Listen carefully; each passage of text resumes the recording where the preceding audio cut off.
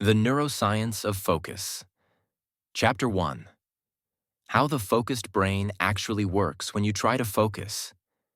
Reading a page, writing a report, listening to someone speak. An extraordinary and invisible battle begins inside your brain. It is a battle between billions of electrochemical signals, competing neural networks, and ancient biological systems that must decide, from moment to moment, what truly deserves your attention. Neuroscientists call this selective attention, the brain's ability to choose one signal and quiet everything else. And to accomplish something that feels so simple on the surface, your brain must activate one of the most sophisticated control systems in the human body. The prefrontal cortex, PFC, often described as the CEO of the brain. This region, located right behind your forehead, handles planning, reasoning, impulse control, and most importantly, sustained attention. When you tell yourself, "I need to focus," you are essentially trying to recruit the PFC to take control over deeper, more instinctive parts of the brain. Research from Harvard and Stanford consistently shows that the PFC is essential for maintaining goal-directed attention, and when this region becomes fatigued or overloaded, your ability to stay focused drops sharply. But the PFC does not and cannot work alone. For it to know what to focus on, the brain relies on a powerful filtering system located in the brainstem known as the reticular activating system, RAS. The RAS acts like a gatekeeper, constantly scanning your environment and determining which signals are meaningful. A sudden sound, a flash of light, a notification on your phone. RAS detects these changes and decides whether they should interrupt your current focus. What's even more fascinating is that the RAS responds not only to physical stimuli but also to psychological importance.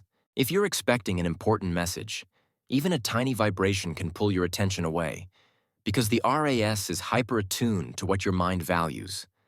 This is why you may struggle to focus even when your phone is silent.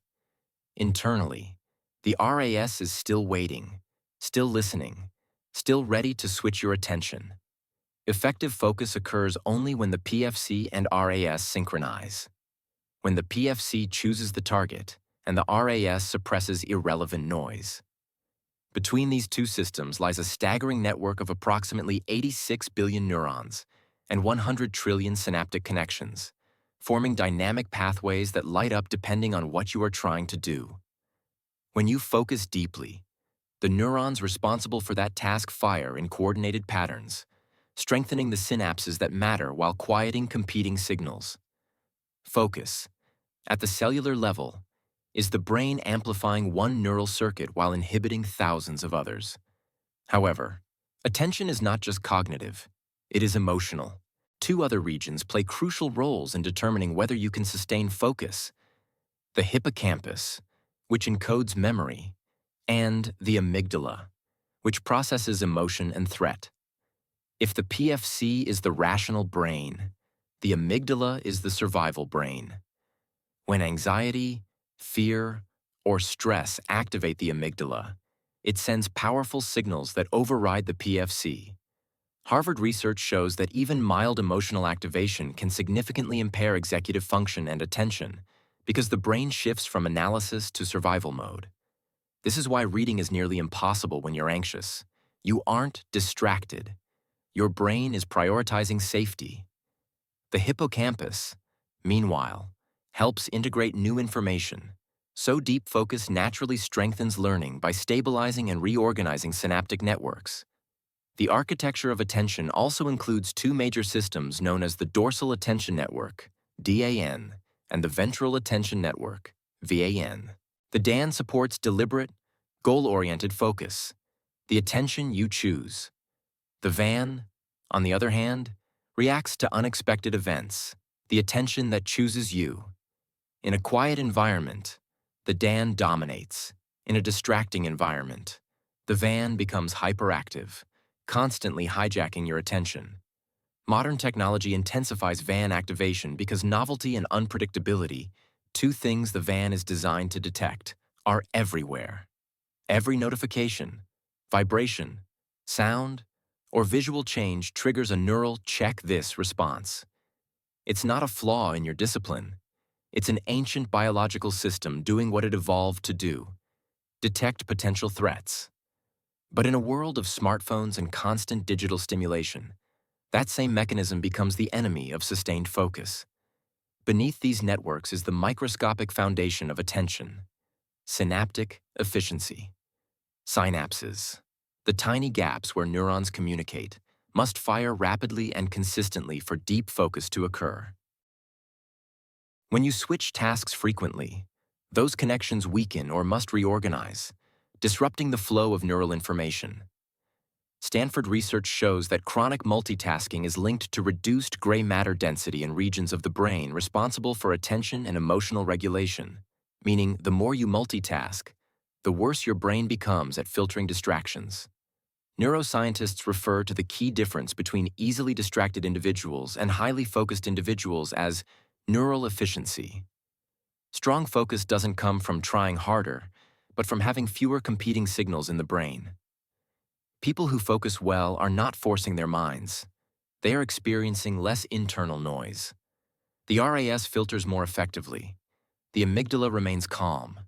The PFC stays active. And the DAN guides attention without interruption. But modern life attacks this efficiency relentlessly. Scientists describe this burden as cognitive load, the total mental effort required to process incoming information.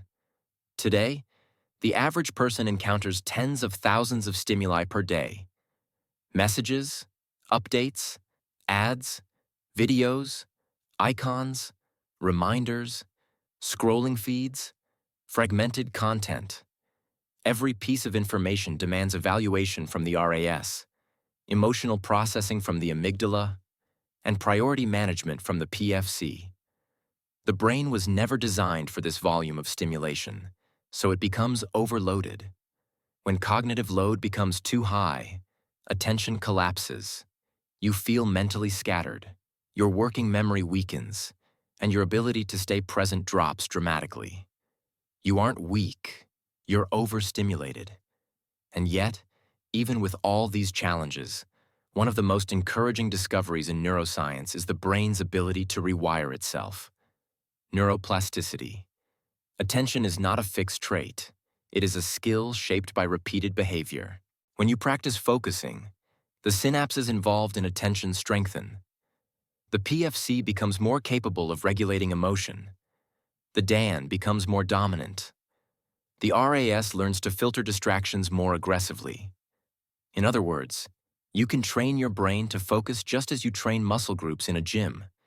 You build a focused brain through consistent habits, structured environments, intentional breaks, emotional regulation, and single tasking.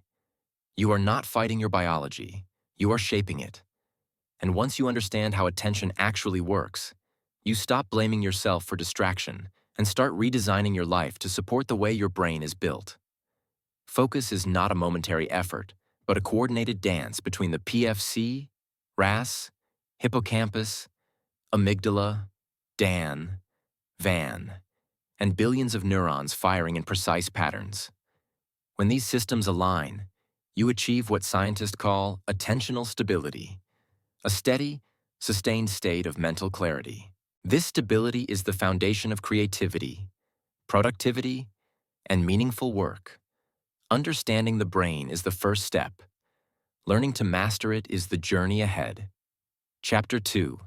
The Neurochemistry of Focus. Dopamine, norepinephrine, and acetylcholine.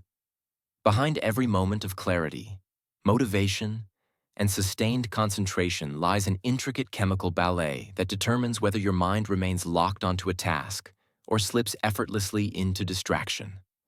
While Chapter 1 explored the brain's structural architecture of attention, Chapter 2 reveals the neurochemical engines, the molecules that energize, guide, and sharpen your focus. Among thousands of neurotransmitters in the human brain, 3 are absolutely central to attention: dopamine, norepinephrine, and acetylcholine. These molecules do not merely influence focus, they create it. Without their precise balance, The prefrontal cortex, PFC, cannot sustain attention. The brain's alertness levels cannot stabilize, and the networks responsible for filtering information cannot function efficiently. To understand focus, you must understand how these three chemicals guide every cognitive state you experience. Dopamine, often misunderstood as the pleasure molecule, is far more accurately described as the neurotransmitter of motivation, anticipation, and goal-directed behavior. It is the chemical that tells your brain, "This matters. Keep going." When dopamine levels rise in the PFC and the striatum, the brain becomes better at prioritizing tasks, resisting distractions, and sustaining effort. Stanford and Harvard research consistently shows that dopamine is essential for working memory, task engagement, and cognitive endurance.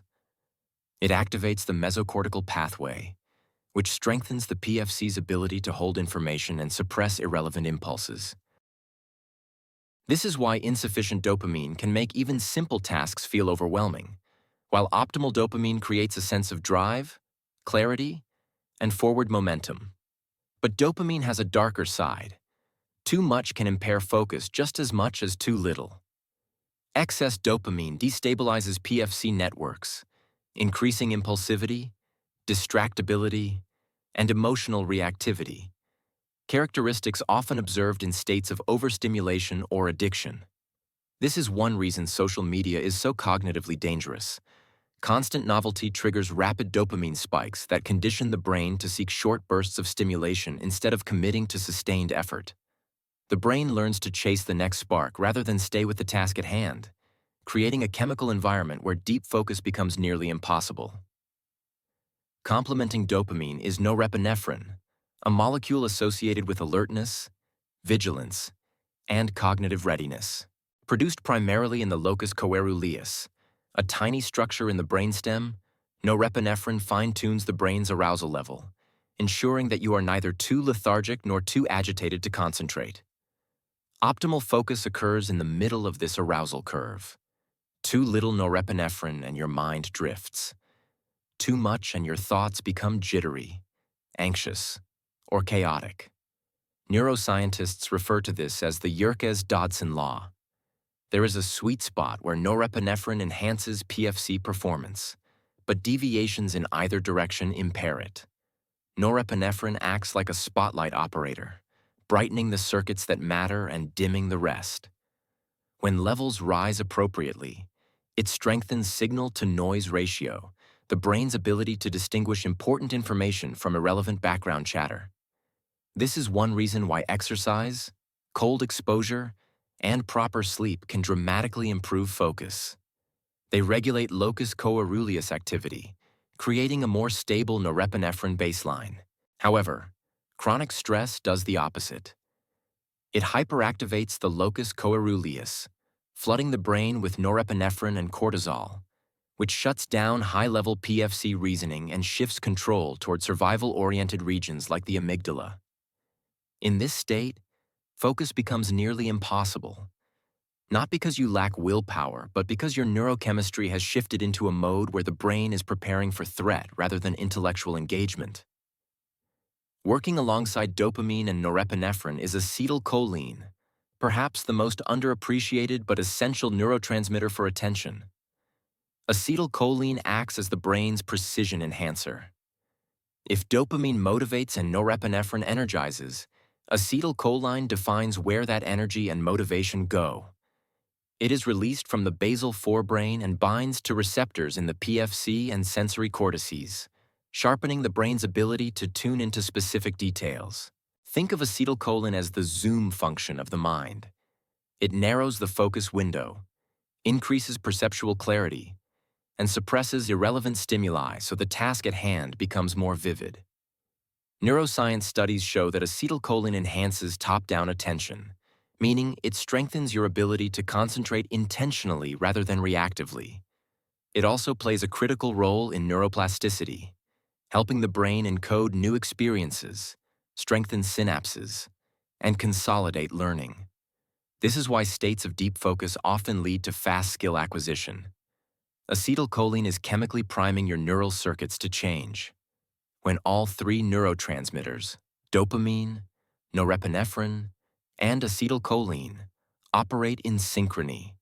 The brain enters what researchers call an optimized attentional state. Dopamine provides purpose, norepinephrine provides alertness, and acetylcholine provides clarity. Together, they stabilize the PFC, suppress distractions, and enhance the efficiency of the dorsal attention network. But when even one of these systems becomes dysregulated, attention fractures. Too little dopamine and everything feels dull. Too much norepinephrine and your mind races. Too little acetylcholine and tasks lose definition. Too much dopamine stimulation and the PFC's control circuits weaken.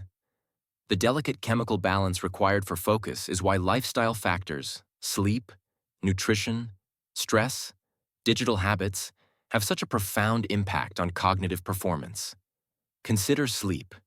During deep sleep, the brain replenishes dopamine receptors, resets norepinephrine activity, and clears metabolic waste that interferes with neurotransmission. When you wake up sleep-deprived, dopamine signaling weakens, norepinephrine becomes erratic, and acetylcholine levels drop, creating the trifecta of poor attention, low motivation, low clarity, and low cognitive control. Nutrition also plays a direct biochemical role. Omega-3 fatty acids support dopamine receptor function and PFC stability. Magnesium regulates NMDA receptor activity and reduces overstimulation that disrupts dopamine and norepinephrine balance. L-theanine increases alpha wave activity and enhances acetylcholine-mediated focus. Even caffeine's ability to enhance concentration is not magic. It works because it increases norepinephrine and dopamine release while simultaneously enhancing acetylcholine receptor activity. Yet even beneficial substances follow the same principle. Optimal levels enhance focus, but excess disrupts it. Then there is the influence of modern digital environments, which are neurochemically engineered to hijack dopamine circuits.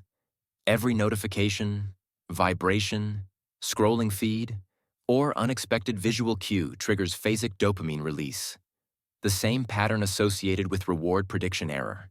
Over time, this conditions the brain to seek constant novelty, increasing distractibility and decreasing PFC strength.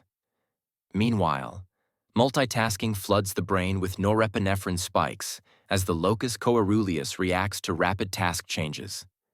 This chaotic chemical environment leads to mental fatigue, reduced working memory, and impaired cognitive control. The longer you live in this dopamine-fragmented, norepinephrine unstable state, the harder it becomes to enter deep focus. However, the most empowering discovery in modern neuroscience is that these chemical systems are trainable.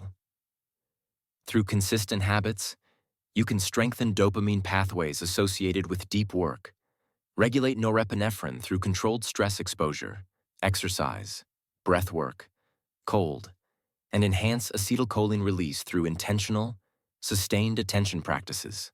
Each time you resist a distraction, complete a task, or engage in meaningful work, you are literally rewiring the neurochemical loops that shape motivation and focus. Dopamine neurons fire not only when you achieve a goal, but also when you move toward one. This means that effort itself creates chemical momentum. The brain learns to reward you for the act of focusing, not just for the outcome.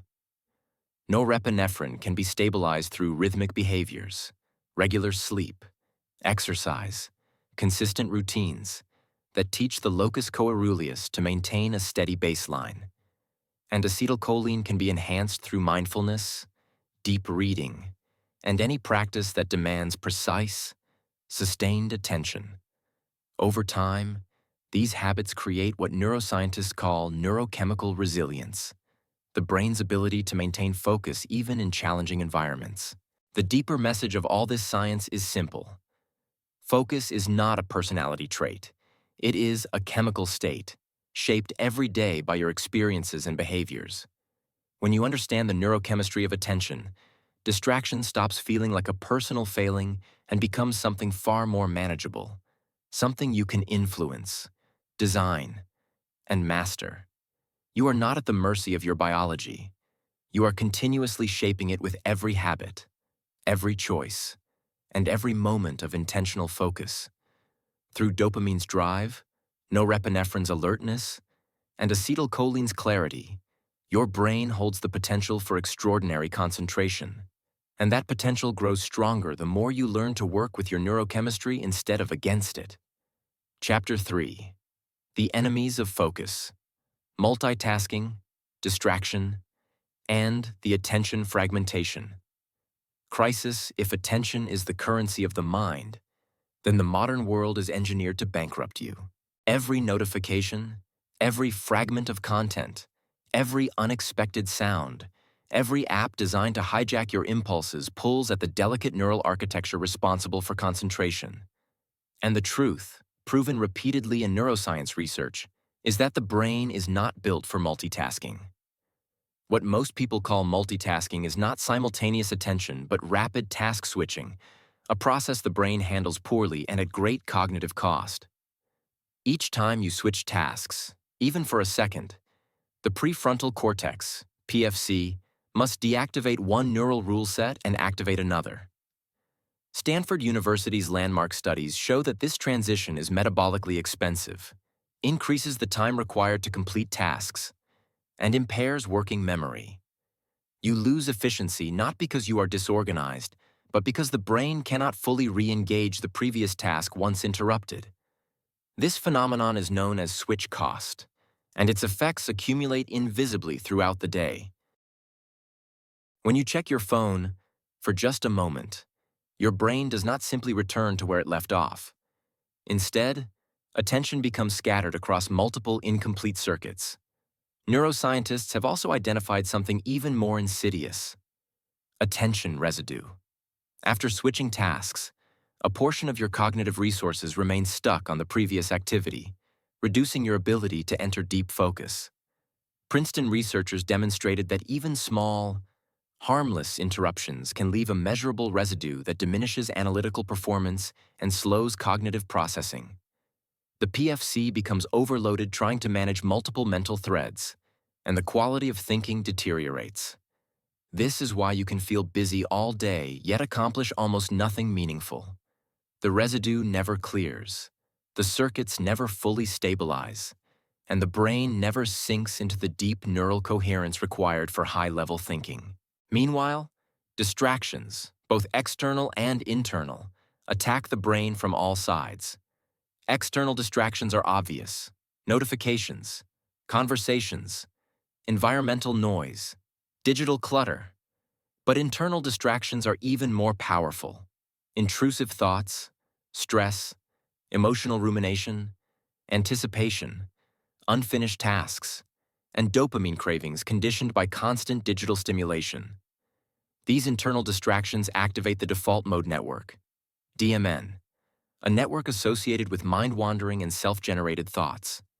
While the DMN is beneficial for creativity and reflection, it directly competes with the dorsal attention network, DAN, which manages goal-oriented focus. When the DMN becomes overactive, commonly due to anxiety, boredom, fatigue, or overstimulation, deep focus becomes nearly impossible. The brain oscillates between internal chatter and external noise, never settling into sustained attention. The most powerful distractor in modern life is the smartphone, not because people are weak, but because smartphones are neurochemical machines built to exploit the reward circuitry of the brain. Every swipe, like notification, and unpredictable feed refresh triggers dopamine-driven reinforcement learning, conditioning the striatum and PFC to seek micro-rewards. Social media platforms rely on variable reward schedules, the same mechanism used in slot machines, which neuroscientists have shown to be the strongest driver of compulsive behavior. This unpredictability hijacks the brain's reward pathways, creating a loop in which attention is constantly pulled outward. Over time, this disrupts dopamine baseline levels, making everyday tasks feel less stimulating and more effortful. The brain becomes accustomed to high-frequency novelty, reducing the ability to remain engaged with slow, complex, or demanding work. Digital overstimulation also affects the locus coeruleus, The brain's norepinephrine center. Rapid content switching, endless scrolling, and constant notifications push the locus coeruleus into a state of hyperarousal, leading to irritability, impulsivity, and decreased cognitive stability. Norepinephrine spikes fragment attention and impair the PFC's capacity to orchestrate deep, sustained thinking. As norepinephrine destabilizes the PFC, emotional centers like the amygdala become more reactive, amplifying stress and reducing cognitive control. This creates a vicious cycle. Distraction increases stress. Stress increases distractibility, and both weaken the neural circuits responsible for focus. Meanwhile, multitasking on digital platforms creates structural changes in the brain. Stanford and UCI studies have revealed that chronic multitaskers show reduced gray matter volume in the anterior cingulate cortex, ACC, a region responsible for error detection, emotional regulation, and attention control. This is not speculation. MRI evidence shows tangible neurological consequences of fractured attention. Multitasking repeatedly trains the brain to prefer shallow processing. Instead of building long, coherent neural pathways required for deep work, the brain becomes wired for skimming, scrolling, scanning, and switching. The neural networks responsible for sustained attention weaken, just as unused muscles atrophy. This decline in attentional capacity fuels what psychologists now call the attention fragmentation crisis, a global decrease in our ability to maintain focus for extended periods. The crisis is not personal but environmental. Humans have not suddenly become less disciplined. Instead, we live in an attention economy where countless technologies compete to capture our cognitive resources. Each one exploits fundamental features of human neurobiology: dopamine sensitivity, novelty detection, survival reflexes, to steal time that would otherwise belong to meaningful work. Individualized distractions also weaken the brain's inhibitory control mechanisms. The PFC relies heavily on inhibitory neurotransmission, especially GABA-mediated circuits, to suppress irrelevant impulses. But repeated exposure to notifications and fragmented content reduces the strength of these inhibitory pathways. Over time, the brain becomes less capable of filtering noise, externally or internally. This is why people often feel mentally restless or unable to concentrate even when their environment is quiet. The internal distractibility that remains is the imprint of years of neural conditioning. Stress compounds these problems further. When cortisol rises, whether due to work pressure, chronic uncertainty, or emotional tension, it impairs dopamine